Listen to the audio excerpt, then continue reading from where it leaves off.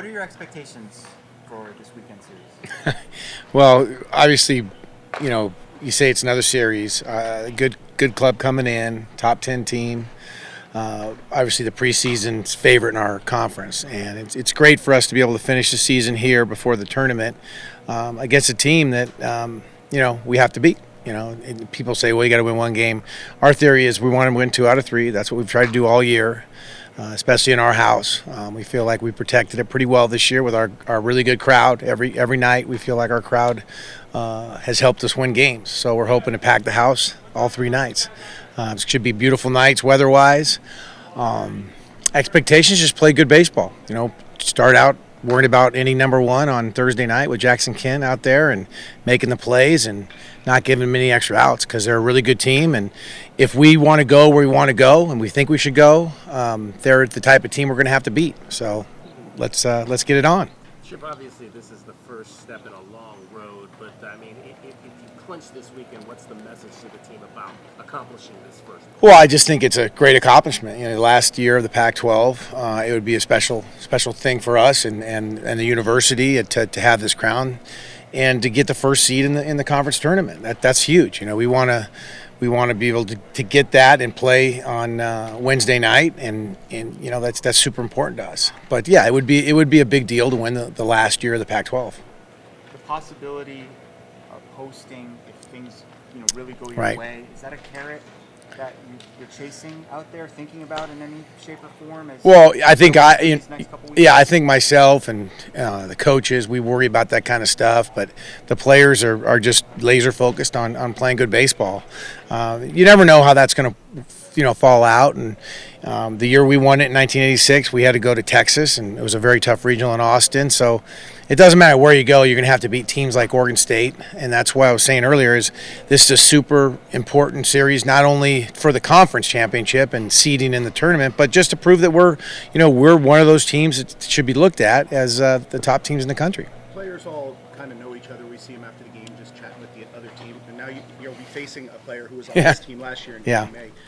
How much of a surprise was that when he decided to enter the play? It wasn't as huge a surprise for me because I had heard rumors during the year that he was thinking about doing it. He wasn't really good about hiding it. And when we had our meeting at the end of the year, I was a little surprised he didn't tell me then. He waited till the last second of the portal closing to get in there. So I had a good idea where he was going to end up. And so it's just the new way of college sports. What have you seen from him this year? He's been great. He's been good. He was good for us. His numbers obviously weren't as good for us, but he still has the great stuff, the fastball that's electric and the slider, and he competes. He's a very, very good competitor, so it'll be a tough game for us. Any advantage whatsoever to your familiarity with him? We'll see. I mean, we faced him in the fall. Guys have faced him before. So it'll be fun. I just think it's a great opportunity to that's what I was saying about the fans. If we can get everybody in here, it's going to be electric. And if you know Aiden, he's going to be really fired up about it. They have possibly the number 1 pick of the draft in Travis Bazzana. What's your kind of No, he's a special player, and I think one of the things that people should come watch is the passion that he plays the game with. He's an Australian kid, and he loves the game of baseball. And you can tell the moment he walks on the field. He never stops talking. He bounces around. He plays all facets of the game very well. So I think it's exciting to watch great players. It always has been, and it's a challenge for obviously Kevin and the pitching group to do the best they can to keep him at bay. You're not going to stop him. You want to keep the people off base before him because he's just a fantastic hitter, and there's a reason why he's a top 1, 2, or 3 pick in the country. Well, as the leadoff guy, he's ambushed a lot of pitchers Right. to start games. Is there even a thought of, hey, let's just put this guy on to start a game? Or you never want to do that? No, I think it's tough. You put guys on, it just adds to trouble. Max Scherzer used to always say, hey, solo homers don't beat you. So it took me a while to figure that one out, but he's probably right. So Oregon State, I'm not sure they were even in the conference when you were playing. Well, they were in the conference. I'm not that old. They were in the North. They were in the North. We didn't. Yeah, we never played them. Yeah, you're right about that. We were the six pack, the Southern Division of the Pac-12, Okay. or Pac-10 back then. So, yeah, we just played the southern schools, and my first trip up to Corvallis and Eugene were the last 3 years. Huh. So what do you make of their ability to sort of have sustained success Yeah. the last 15, 20 years, especially given the geography? Right. No doubt about it. I mean, Pat Casey did an unbelievable job of building that program. And this group has done an even better job of continuing it. They recruit the heck out of Arizona. I mean, I just was up at the state championship game, and there's a kid from Sandra Day O'Connor that's going up there. So they recruit all over the country. They'll continue to get good players. They have sellouts pretty much every night in their ballpark, and it's a very, very tough place to play. How many games up at state did you see this year? Just watching on TV and video. A lot. I mean, I've watched them a ton. So we go through the video to get ready for their pitchers and their hitters. So yeah, we've seen a bunch. I mean, for state championships, you said. I went and saw last night. I saw two. I saw Castillo win, and then Queen Creek. What's the situation with left field? Is TJ out? Is he done? TJ won't play this week, but it looks like once the pain goes away, he'll be able to resume pretty much everything. And then Easton's getting there. He's getting close with his leg. Okay. We'll see how he feels tomorrow before we make. There's a possibility that he could be. Yeah, definitely a possibility. But yeah. for the otherwise, Rogers is your guy. Yeah. Has there been any talk about trying to move someone from the infield to try out left, or is it too late in the year? Probably the last guy. It's the infield guys is tough. We don't have guys that could really go out there. The one guy that can go out there and play and has proven he can play center field for us is Casey Hintz.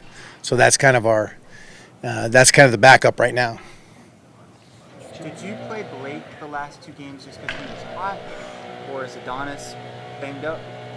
No, played him because he was hot and had a talk with Adonis. I mean, usually it's been 2-1, hot hand, and we'll do it again this weekend. Tomorrow, Adonis will catch Jackson, and we'll see. We're just going to go hot. This is a time of year when the hot guy plays. What do you like about Blake's at bats? I mean, he's raced his average about 200 points. He's just made hard contact. He's talked about ambushing. At times he'll ambush. At times he's patient.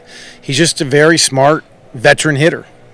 As a team, you guys have hit more home runs lately. Do you think that's the weather? Do you think that's young players maybe becoming more comfortable in college baseball? Yes, all of the above. Yeah, the weather always helps.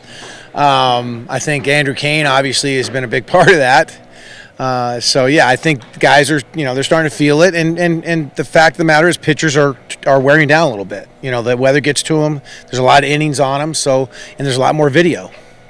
I know for the coaches before, you always talked about the approach you needed to have in this ballpark because it was so big, and you go into some of the other parks and it plays differently. Have you had those talks about how hitters have to approach things? Yeah, I think that's interesting because when we first got here, that was one of the things we really struggled with. Was we went to California and it was heavy air. We went to the Northwest, it was heavy, and we're hitting all these fly balls into nothing.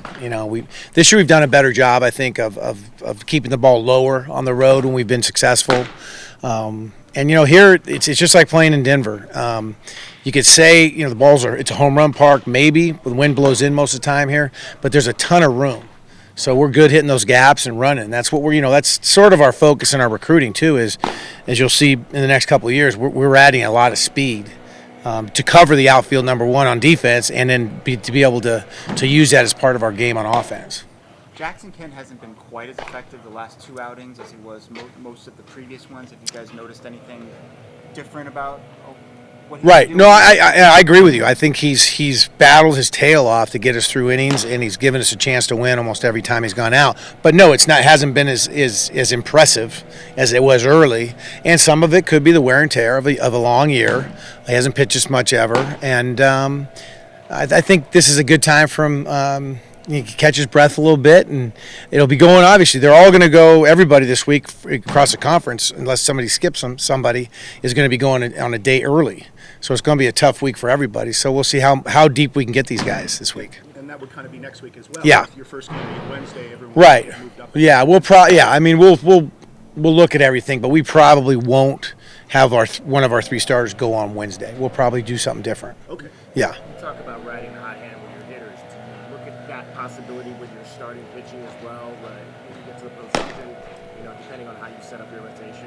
It's tough because they're so set in that, whether it's Thursday, Friday, Saturday, or Friday, Saturday, Sunday, in that situation. I mean, if we get desperate, we may have to, but we're pretty comfortable. We've said it all year that all three of our starters feel like Friday night starters. Now, we haven't really stretched out a fourth guy. That's a little bit of a concern.